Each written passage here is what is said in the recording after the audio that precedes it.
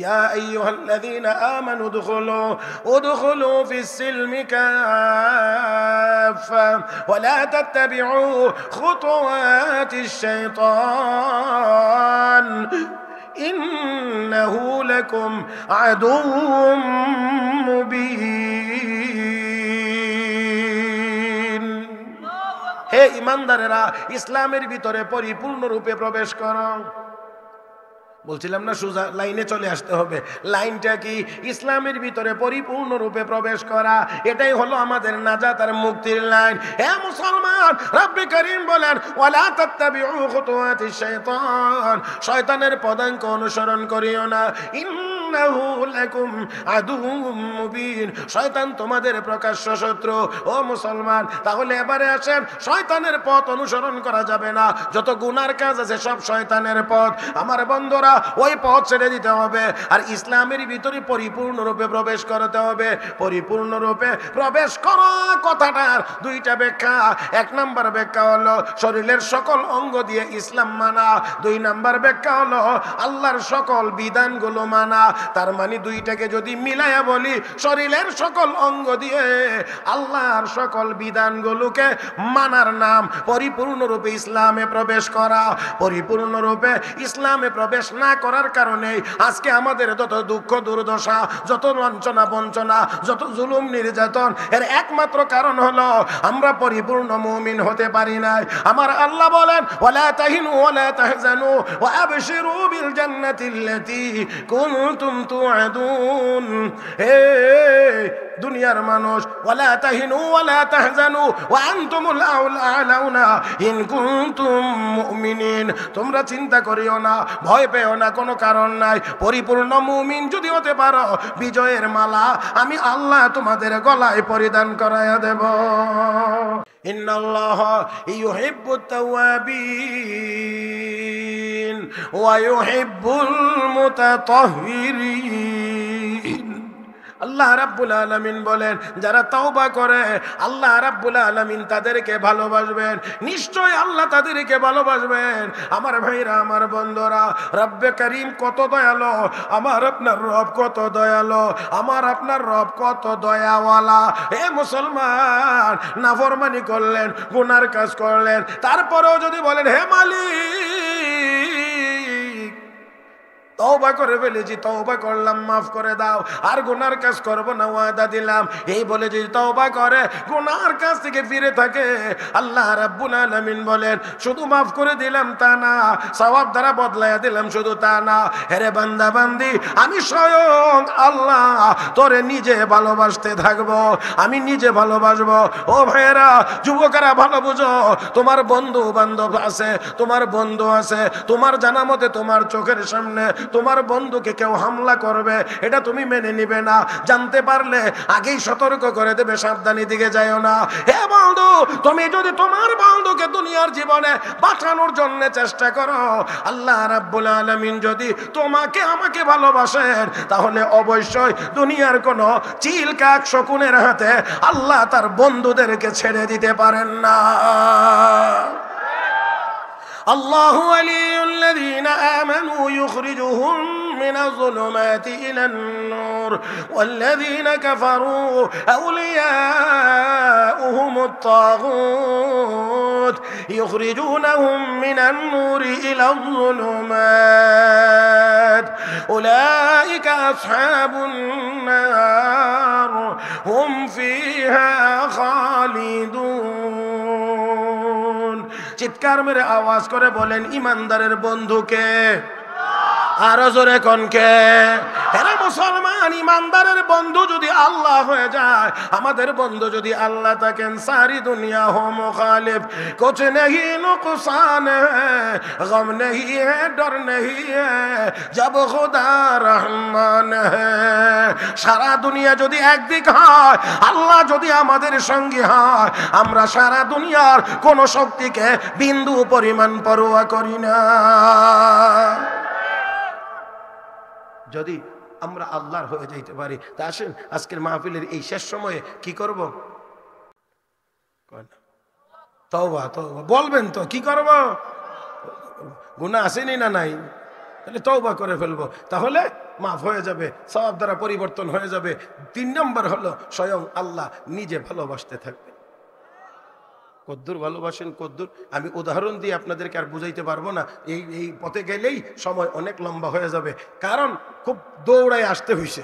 তারপরেও মা আমাকে বলা হয়েছিল 10টা থেকে 10:30টার ভিতরে আসার কথা আমি শুনছিলাম, 10টার ভিতরে আল্লাহ পৌঁছাই দিয়েছেন। তারপরও আয়া দেখছি মাশাআল্লাহ কয়েকজন আছেন। এখন আবার আস্তে আস্তে আস্তে আস্তে মনে হয় আশেপাশেই ছিলেন আর কি। হ্যাঁ, সাফান টান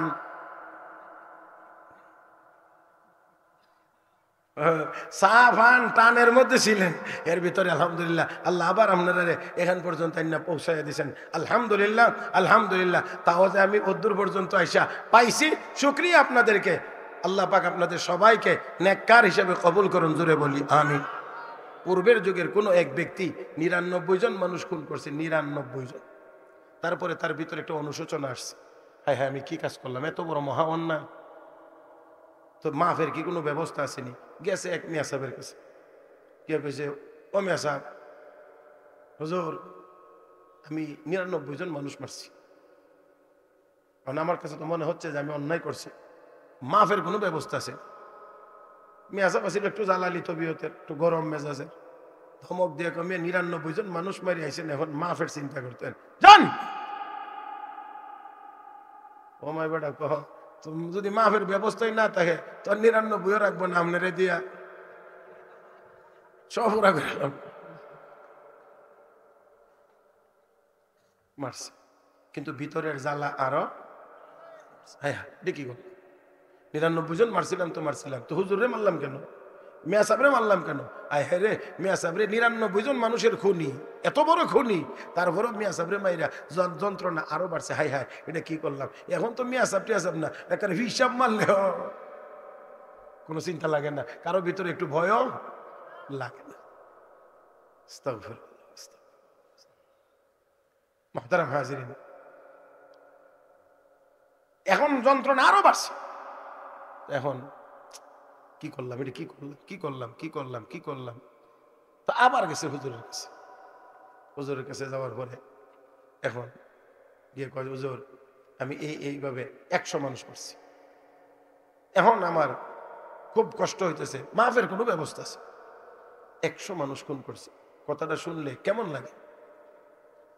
তো হুজুর নিজেকে খুব সংযমী করে বলছেন যে হ্যাঁ মাফের ব্যবস্থা আপনার আছে, মাফের ব্যবস্থা আপনার আছে, তবে আমার কাছে নাই। আপনি একটু বিশ্বনাথ জামিয়া মাদানিয়াতে যান, বড় মাদ্রাসা, এখানে বড় হুজুর আছে একজন, বড় আল্লাহওয়ালা মানুষ, এই হুজুর, ওনার কাছে গেলে আপনি মাফের ব্যবস্থা হয়ে যাবে।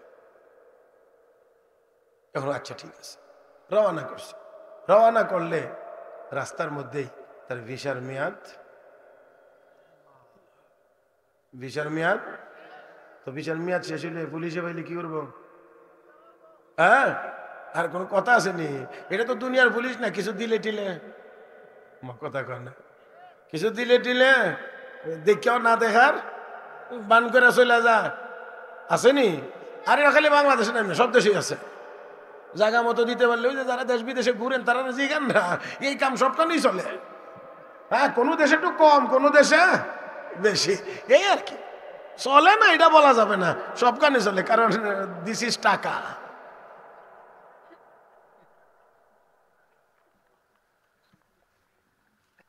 আল্লাহ কষ্ট হইবেন না, সব বলবো না, কারণ কিছু তিতা কথা আছে, এগুলি সবসময় জমা হয়ে রাখতে হয়, কারণ এটা সারণ যায় না মাঠে, কারণ সারলেও ঝামেলা, কারণ এটা এত তিতা যে এই তিতা আবার সবাই সহ্য করতে পারে না, পরে ঘুরায় মিয়া সাবরি মারে, আপনার তিতা আপনার কাছে। তো ভাইয়েরা, পুলিশ না, আল্লাহর ফেরেশতা যখন চলে আসবে তখন বিন্দু পরিমাণ এদিক ওদিক হওয়ার কোনো সম্ভাবনা। আল্লাহ আমাদেরকে আগে স্মরণ করাই দিয়েছেন, সতর্ক করে বলছেন, সতর্ক করেছেন, يا أيها الذين آمنوا لا تلهكم أموالكم ولا أولادكم عن ذكر الله ومن يفعل ذلك فأولئك هم الخاسرون وأنفقوا مما رزقناكم من قبل أن يأتي أحدكم الموت فيقول رب لولا أخرتني إلى أجل قريب فأصدق وأكن من الصالحين ولن يؤخر الله نفسا إذا جاء أجلها والله خبير بما تعملون الله أكبر একটু মহব্বতের সাথে বলেন না আল্লাহ রাব্বুল আলামিন বলেন হে দুনিয়ার মানুষ জান মাল সন্তান সন্ততির পিছনে পড়ে আমাকে যেন ভুলে না যাও জান মাল দিয়ে আমি আল্লাহর ইবাদত করো মাল দিয়ে আমি আল্লাহর জান্নাত তালাশ করো মরণ আসার আগে আগে এমন যেন না হয় মরার সময় আসলে আজরাইল আসলে যেন এই কথা বলতে না হয় আমাকে একটু সুযোগ দেন আমি নেক আমল করব আমি দান খয়রাত করব আমার আল্লাহ কয় বান্দা বান্দি লা ইউআখিরুল্লাহু নাফসান ইযা জাআ আজালুহুম সময় যখন চলে আসবে বিন্দু পরিমাণও কোনো লেট করা হবে একটুও দেরি করা হবে না তাহলে ওই লোক রওনা করেছে মনে আসেনি রাস্তার মধ্যে আজরাইল সাক্ষাৎ সারবেনি কিছু দিলে একটু বাড়াইয়া দিলে আমরা তো কম দিলে আবার অনেকের চলে না বাড়াইয়া দিলে আবার কয় কি সারে ঘুষ খায় না ওমা পরে গিয়ে খবর নিয়ে দেখেছে 50,000 কম হইলে দৌড়ে হই না মানে এর রাক্ষস কত বড় বুয়াল আপনারা গোয়াল মাছ কর না কি সিলেটের মনে হয় গোয়াল মাছ এটা হা করলে আস্তা বেঙ্গিল লালা কথা বুঝেন না এটা ছোট খাটো ফুকা মাকড় দিয়ে ধরা যায় না বোয়াল মাছ আমার ভাইয়েরা তো এরকম সারে ঘুষ খায় না পরে দেখা যায় 50 কমে লয় না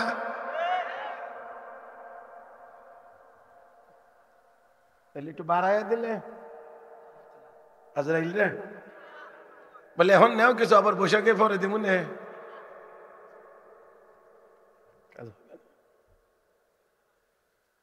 আল্লাহ আল্লাহ কোরআনে জানায় দিয়েছেন যে কোনো কাজ হবে না কারণ এরা ব্যতিক্রম কিছুই করবে না يا أيها الذين آمنوا قوا أنفسكم وأهليكم نارا وقودها الناس والحجارة عليها ملائكة غلاظ شداد لا يعصون الله ما أمرهم ويفعلون ما يؤمرون ফেরেশতাদেরকে আল্লাহ যা বলবেন তাই তারা করবে বিন্দু পরিমাণ এদিক ওদিক হবে না এরা কিছু খাওয়ানোর কোনো সুযোগই নেই কারণ এরা ফ্যাট হই নেই কথা বুঝেন না এরা ফ্যাট হই নাই আপনি কোনটা দিয়ে ফিরাইবেন কারণ এরা নাস্তা খাওয়া লাগে না পরোটাও খাওয়া লাগে না কিছু করা লাগে না অতএব আপনি যা দিবেন এগুলো এরা বুঝেই না আমার ভাইয়েরা এবার যদি কোন যে না তোমার সুন্দরী ম্যাডাম তুমি বিয়ে করবা তুমি আল্লাহ ইডি কি কয় বিয়ে কোন জিনিসের নাম কারণ ফেরেশতারা পুরুষও না মহিলাও আল্লাহ ফেরেশতারা পুরুষও না মহিলাও না এখন তো পুরুষ আবার বলে মহিলা হয়ে জায়গা ওমা কথা কয় না কি আজীব কথা শোনা যায় ওরে মুসলমান কোন দিকে যাইতে আছে দুনিয়া এখন বুঝি না এখন বলে আগে ছিল শরীফ এখন হয়ে গেছে কি শরীফা হায় হায় হায় কোন দিন জানি আবার শরীফ শরীফা এখন শরীফ হয়ে গেছে তবে আল্লাহ রাসূল লানত করেছেন লানত লানত লানত লানত যারা পুরুষ হয়েও মহিলাদের সুরত ধারণ করবে যেমন আমাদের দেশের কিছু কিছু রুচিহীন যুবক আছে মাথার চুল লম্বা করে রাবার দিয়ে ভেসায় রাখে নাই নাই ও মা পিছে দিয়ে দেখলে বোঝা যায় লেডিস সামনে দিয়ে ঘুরে গেলে দেখা যায় জন্ডিস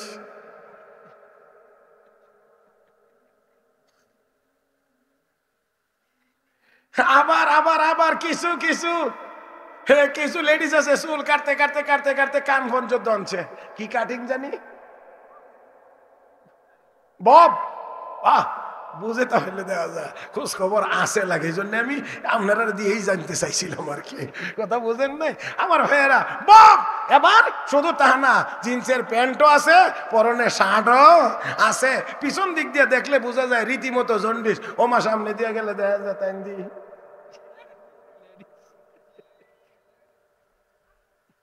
এই উভয় দলের উপরে রাসূল লানত করেছে।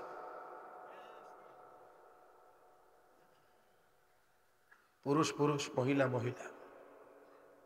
পুরুষে এক কাজের জন্য আল্লাহ বানাইছেন, মহিলাদেরকে আরেক কাজের জন্য বানাইছেন। পুরুষদেরকে এক কাঠামো দিয়ে বানাইছেন, মহিলাদেরকে আরেক কাঠামো দিয়ে বানাইছেন। পুরুষের রুচি চাহিদা চলা বলা একরকম, মহিলাদের চলা বলা রুচি চাহিদা আরেক রকম। এখন এত কিছু থাকার পরেও নাকি কেউ যদি কয় যে না আমি এখন থেকে লেডিস, সে বলে লেডিস হয়ে যাব, এরকম একটা কথা আইতাছে আর কি, এখন শোনা যায় আর কি কিছু কিছু। হ্যাঁ, এটাও বলে একটা মতবাদ, এটাও বলে একটা মতবাদ, এটার নিয়েও আন্দোলন চলছে বিভিন্ন দেশে। বাংলাদেশেও কিছু কিছু আমদানি করার চিন্তা চলতেছে। আল্লাহ আমাদেরকে বুঝার তৌফিক দান করুন। মুহতারাম হাজিরিন, আল্লাহ যেন আমাদেরকে সব রকমের ইসলাম বিরোধী চক্রান্ত ষড়যন্ত্র থেকে হেফাজত করেন, জুড়ে বলি আমিন। মনে আছে আজরাইলে, আল্লাহ এখন দেখেন না, আজরাইলে রূহ নিয়ে গেছে, দেহটা পড়ে রয়েছে। এখন জাহান্নামের ফেরেশতারা কয় আমরা জাহান্নামে নিয়ে যাব, জান্নাতের ফেরেশতারা কয় আমরা জান্নাতে নিয়ে যাব। জাহান্নামের ফেরেশতারা বলে আমরা জাহান্নামে নেব, জান্নাতি ফেরেশতারা বলে আমরা জান্নাতে নেব। জান্নাতের ফেরেশতারা বলে আল্লাহর এই বান্দা বাড়ি থেকে এক আলেমের জিয়ারতের জন্য বের হয়েছে, আর আলেমের জিয়ারত এটা আলাদা ইবাদত। জোরে আর একটু জোরে। আলেমের জিয়ারত মুস্তাকিল ইবাদত। আলেমের সাথে সাক্ষাৎ এটা আলাদা স্বতন্ত্র একটি ইবাদত। কাজেই ইবাদতের বের হয়েছে, আলেমের সাথে সাক্ষাতের জন্য বের হয়েছে। আর ইবাদতের জন্য কেউ রাস্তায় বের হয়ে যদি মারা যায় সে জান্নাতি। জাহান্নামের ফেরেশতারা খালি বাইরিলি গুনি 100। কি 100 খুন করেছে, শুধু বেরিয়েই মাফ হয়ে যাবে। এবার দুনদল ফেরেশতা আল্লাহ রাব্বুল আলামিনের দরবারে হাজির। আল্লাহ রাব্বুল আলামিন সব জানেন, সব দেখেন, সব বুঝেন, কিন্তু তারপরেও আমার আল্লাহ ফেরেশতা আরেকজনকে পাঠায় বলেন যা ফেরেশতা একটু গিয়া জায়গাটা মাপ দিয়া দেখ। আমার বান্দা তওবার নিয়তে আলেমের সাথে সাক্ষাতের জন্য রওনা করে কতটুকু জায়গা গিয়েছে, বেশিটা গেছে না কম গেছে, কোনটা কি একটু মাপ দিয়ে দেখ। আমার আল্লাহ কি দেখেন না কদ্দুর গেছে, জানেন না কদ্দুর গেছে, সব জানেন, সব দেখেন। তারপরে আল্লাহ ফেরেশতাকে পাঠাইলেন, যা ফেরেশতাকে হুকুম দিয়ে আমার আল্লাহ মুহাদ্দিসিনে কেরাম ওই হাদিসের ব্যাখ্যায় লিখেছেন আসলে লোকটা বেশি যাইতে পারে নাই, কম জায়গা গিয়েছে, সামনের জায়গা বেশি, সামনে বেশি রয়েছে, অল্প গিয়েছে, কিন্তু তার মনের যে জ্বালা আর ব্যথা আর বেদনা এটা তো দুনিয়ার কেউ জানে না, এটা একমাত্র আল্লাহ জানেন। এই জন্য আমার আল্লাহ কয় তার কলবের ব্যথা আর বেদনা আমি আল্লাহর দরবারে মঞ্জুর হয়ে গেছে। এই জন্য ফেরেশতা জমিনে আসার আগে আগে আমার আল্লাহ জমিনে কয় হে জমিন সামনের জায়গাটা কম হইয়া পিছনের জায়গাটা বড় হয়ে যা, সামনের জায়গা কমে যা, পিছনেরটা বড় হয়ে যা। ফেরেশতা এসে এবার আল্লাহ সামনে হলো 1 কিলো, পিছনে 2 কিলো, বেশি গেছে। ফেরেশতা কয় আল্লাহ সামনে 1 কিলো, পিছনে 2 কিলো।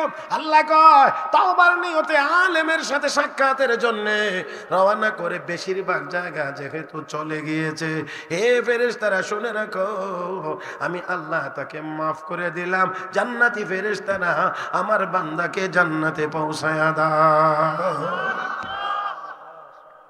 ইন্নাল্লাহা ইউহিব্বুত তাওয়াবিন আল্লাহ কয় যারা তওবা করে আমি আল্লাহ তাদেরকে ভালোবাসবো, তাদেরকে আল্লাহ ভালোবাসবেন। হে মুসলমান, তো যেই আল্লাহ গুনাহ করার পরেও তওবা করলে এত ভালোবাসেন, সেই আল্লাহকে রেখে আমরা অন্য কোনো দিকে যাওয়া এটা বুদ্ধিমানের কাজ না, এটা বোকামি ছাড়া আর কিছুই হতে পারে না। আবারও বলছি, আমি আর আপনি হ্যাঁ গুনাহ করলে অবশ্যই ভয় লাগবে, আযাবের ভয় থাকবে সত্য, কিন্তু গুনাহ যত গুনাহ হোক না কেন আমার আল্লাহর দয়া আর মাগফিরাতের চাইতে বেশি হবে না। কোটি কোটি কোটি কোটি ভাগ করলে এক ভাগ দয়া আর রহমতের সমানও আমাদের গুনাহ হবে না, তাহলে আল্লাহর মাফ করতে অসুবিধা কোথায়? দ্বিতীয় নাম্বার, এখানে আরেকটি সূক্ষ্ম কথা মনে রাখতে হবে, বুঝতে হবে। দেখেন, আল্লাহ রাব্বুল আলামিন যদি মাফ করে দেন, আল্লাহ যদি মাফ করে দেন, এতে করে আল্লাহর তো বিন্দু পরিমাণ কোনো ক্ষতি। আরে আমরা তো অনেক সময় মাফ করতে চাই না, কারণ এতে মাফ করে দিব, এত কালকে গিয়ে আবার আমারে সুযোগ পাইলে খেসবো নি, খেসবো, তাহলে এরকম একটা আশঙ্কা থাকে, ভয় থাকে, যার কারণে বিভিন্ন কারণে মানুষ সহজে মাফ করতে চায় না। মুহতারাম হাজিরিন, কোন আল্লাহ আমাদেরকে মাফ করে দিলে আল্লাহর বিন্দু পরিমাণ কোনো ক্ষতি হওয়ার সম্ভাবনা, মাফ করে দিলে যেহেতু আল্লাহর কোনো ক্ষতি হওয়ার সম্ভাবনা নাই, তাহলে মাফ করে দিতে কোনো অসুবিধা আছে নি? অসুবিধা নেই। আরে আপনি আর আমি চাইলেই হয়, চাইলেই হয়, চাইলেই হয়, কিন্তু দুর্ভাগ্য আমাদের, দুর্ভাগ্য আমাদের, আমরা অন্ধের মতো ছুটছি। অন্ধ যেমন ডাইন বাম বুঝে না, সোজা আমরাও আজ অন্ধের মতো শুধু দুনিয়ার পিছনে ছুটছি, শুধু দুনিয়া, শুধু দুনিয়া, শুধু দুনিয়া, শুধু দুনিয়া, আর মনে মনে ভাবছি আমরা অনেক কিছু অর্জন করতেছি। আমরা আগে গরিব ছিলাম, এখন আর একটু উন্নত হয়েছি, আরো উন্নত হইতে হবে, আরো উন্নত। 2050 সালে গিয়ে আমরা একেবারে সিঙ্গাপুরের মতো এইরকম এরকম এরকম এরকম। আমার ভাইয়েরা, টাকা পয়সার নাম মুসলমানের উন্নতি না, মুসলমানের উন্নতি হলো তার স্বভাব চরিত্রের উন্নতি। টাকা বেশি হইলেই বলে উন্নতি, তা আমি কইলাম যদি টাকা বেশি হইলেই যদি উন্নত হয়, এটাই যদি ফর্মুলা হয়, এটাই যদি নিয়ম হয়, তাহলে চোর ডাকাতের বিচার করবেন কেমনে? এর চোরের ধরে যদি চুরি করছে করে বলে উন্নতির লাগি চুরি করছে, ডাকাতি করলে কেন? উন্নতির লাগি করছি। উন্নতির লাগি যদি ডাকাতি করে তো বিচার করবেন কেমনে? আপনারা তো উন্নতি চান। আমি বুঝি না, আমার ছোট মাথায় অনেক কিছু আয় না, ধরেও না, মাঝে মাঝে অনেক কিছু অদ্ভুত অনেক কিছু শুনি আর কি। খালি কয় আমাদেরকে আরো উন্নতি করতে হবে, একবারের জন্য কয় না যে আমাদের চরিত্র কোথায় গিয়েছে। আমি আপনাদেরকে জিজ্ঞেস করি, 50 বছরে আমরা উন্নতি, অনেক উন্নতি লাভ করেছি নিঃসন্দেহে, কোনো সন্দেহ নাই। রাস্তাঘাট, ব্রিজ, কালভার্ট সহ অন্যান্য ক্ষেত্রে যথেষ্ট পরিমাণ উন্নতি করেছি। আমরা এখন নদীর ভিতর দিয়ে টানেল দিয়া প্রাইভেট কার চালায় দৌড়ে যেতে পারি, কর্ণফুলী টানেল। আরে আমিও গিয়েছি, ও মাইটা দিয়ে গিয়া ভিতরে যখন ঢুকছি, সৌদি আরব তো দেখছি পাহাড় কাটটা টানেল বানাইছে, পাহাড়ের ভিতর দিয়ে সুরঙ্গ। আল্লাহ এখন গিয়ে দিছে নদীর ভিতরে। আমাকে আল্লাহ, এটা তো চারিদিক দেখুন পানি, ধরেন না এটাও এরকমই রাস্তা, এটা নদীর ভিতরে, এখন এই সাইডে চতুর্দিক সব দিক দিয়ে পানি। আল্লাহ আল্লাহ, দেখেন এর ভিতরে দিয়ে আমরা গাড়ি ধরি। উন্নতি যথেষ্ট পরিমাণ হয়েছে, তবে সাথে একটা কথার জবাব তো অবশ্যই আপনারা দিবেন, 40 বছর আগে এই দেশে যত চুরি হইতো এখন মনে একটু কমছে। হ্যাঁ, ডাকাতির পরিমাণ কমছে না বাড়ছে? দুর্নীতি কমছে না বাড়ছে? মদখোরের পরিমাণ কমছে না বাড়ছে? সুদখোরের পরিমাণ কমছে না বাড়ছে? আর কয়টা কমো? তো সবই যদি বাইরে থাকে তো খালি টাকা বেশি হয়েছে, উদ্ধৃতি বলা যাবে টাকার পরিমাণ একটু বাড়ছে, বেশি হয়েছে, চুরি বাড়ছে, ডাকাতি বাড়ছে, দুর্নীতি বাড়ছে, মদখোর বাড়ছে, সুদখোর বাড়ছে, ঘুষখোর বাড়ছে। আমার ভাইয়েরা, তাহলে আমরা আগাইলাম যে শুধুমাত্র খালি এই দাবি করলে তো হবে না আমরা অনেক উন্নতি করেছি, আমরা রাস্তাঘাট পাকা করছি, এই করছি, তাহলে তো এটাও বলা দরকার আমরা চুরিতেও আগাইছি, আমরা ডাকাতিতেও আগাইছি, আমরা দুর্নীতিতেও আগাইছি, আমরা আগে রড দিতাম এখন বাঁশ দিচ্ছি।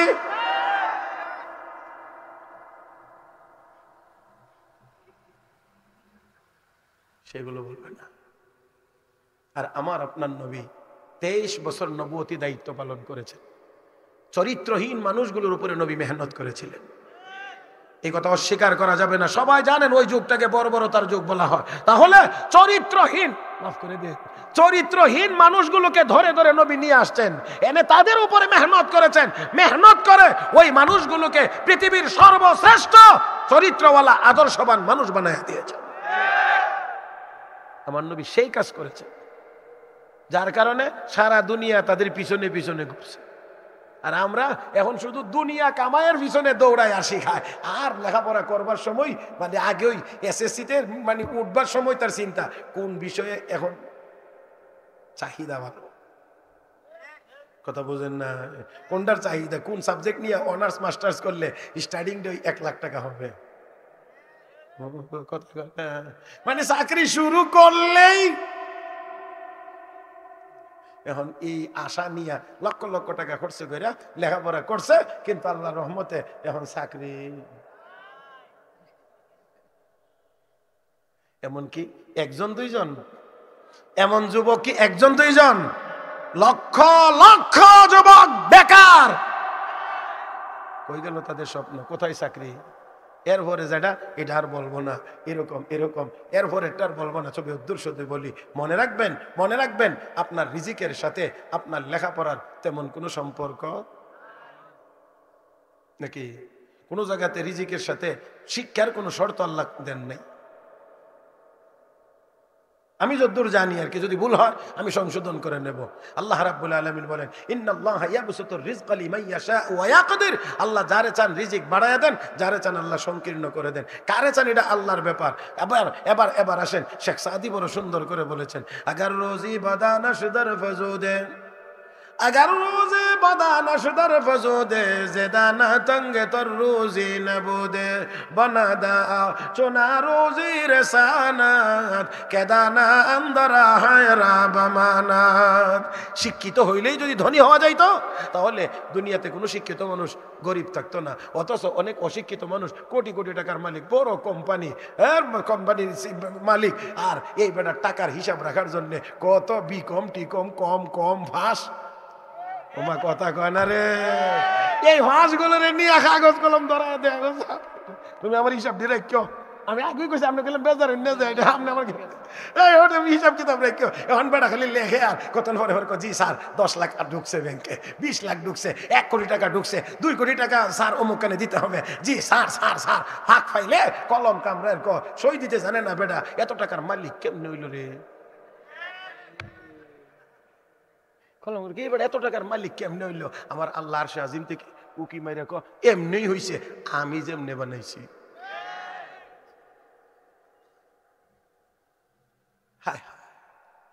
তাহলে দেখেন না, এটার সাথে আল্লাহ কয় আমি যারে চাই রিজিক বাড়াইয়া দেই, যারে চাই কমাই দেই। তো রিজিকের ফয়সালা ওয়াফিস সামাই রিজকুকুম, আল্লাহ কয় তোদের রিজিকের ফয়সালা আসমানে হয়, জমিনে না।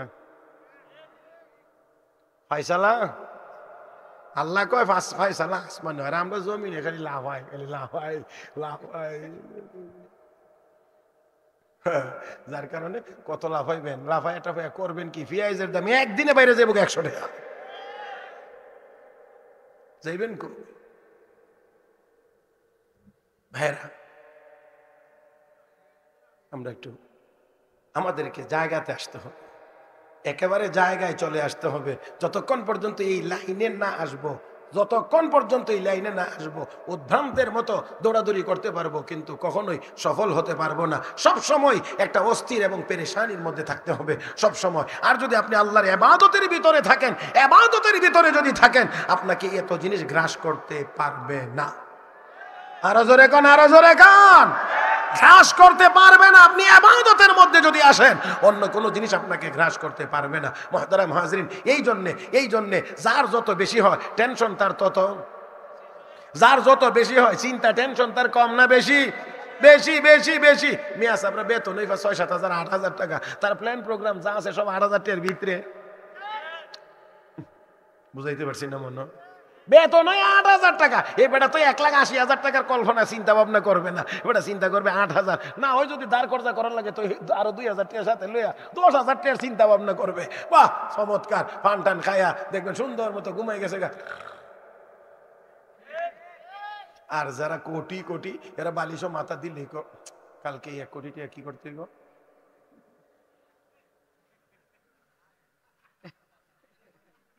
এই করতে করতে রাত বাজে 3টা, ঘুমে ঘুমে যেই টাইমে আল্লাহ ঘুম থেকে উঠবে, উঠতে আল্লাহর দরবারে নামাজে দাঁড়াইবে, ওই টাইমে গিয়া তার চোখ একটু মাত্র। والذين يبيتون لربهم سجدا وقياما والذين يقولون ربنا اصرف عنا عذاب جهنم إن عذابها كان غراما إنها ساءت مستقرا ومقاما تتجافى جنوبهم عن المضاجع يدعون ربهم خوفا وطمعا ومما رزقناهم ينفقون فلا تعلم نفس ما أخفي لهم من قرة أعين جزاء بما كانوا يعملون।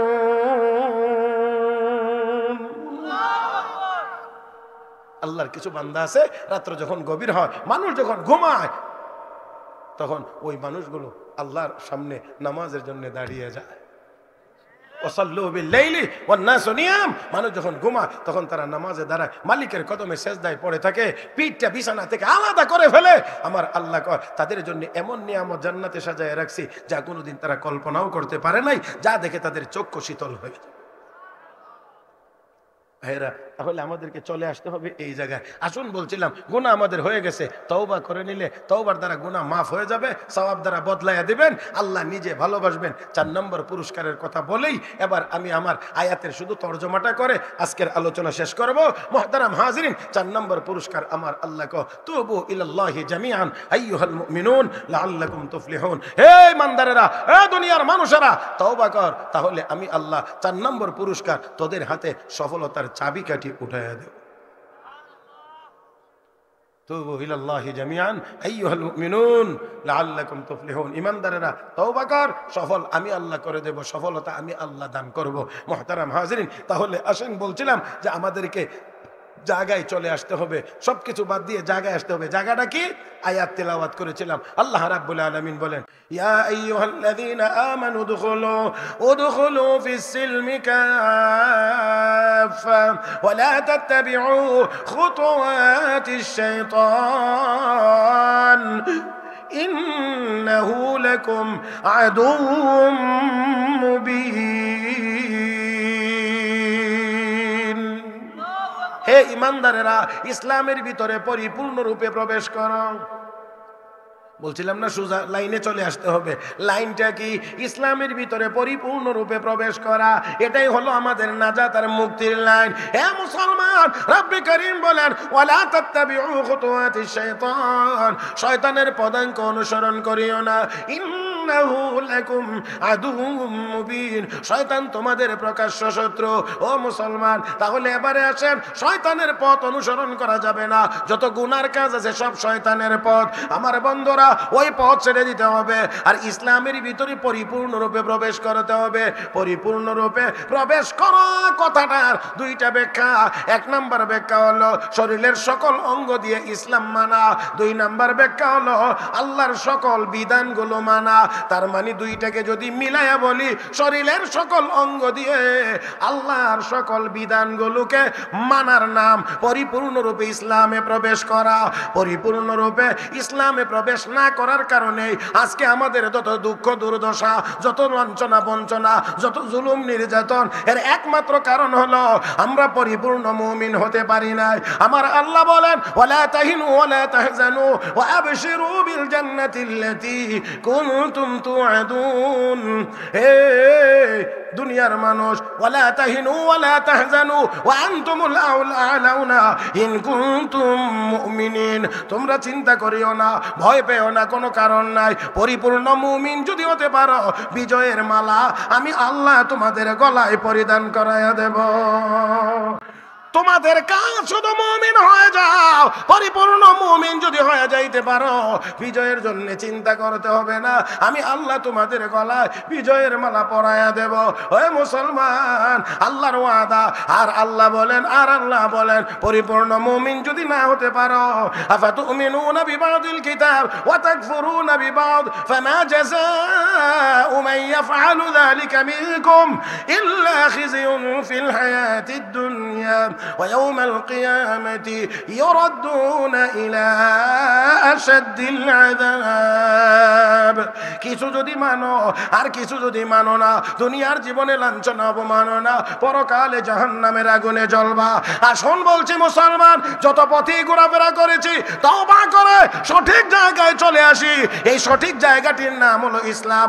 ইসলামের পথে যদি পরিপূর্ণরূপে ধরতে পারি, সঠিকভাবে যদি চলতে পারি, আমি এখনো বলছি, আগেও বলছি, আরো বলবো, আমরা যদি খাঁটি মুসলমান হয়ে যাইতে পারি, পরিপূর্ণ ইমানদার যদি হয়ে যাইতে পারি, আমার বন্ধুরা, 200 কোটি মুসলমানের আল্লাহু আকবারের স্লোগানের আওয়াজের মোকাবেলা করার মতো ক্ষমতা দুনিয়ার 500 কোটি কাফের বেঈমানেরও হবে না।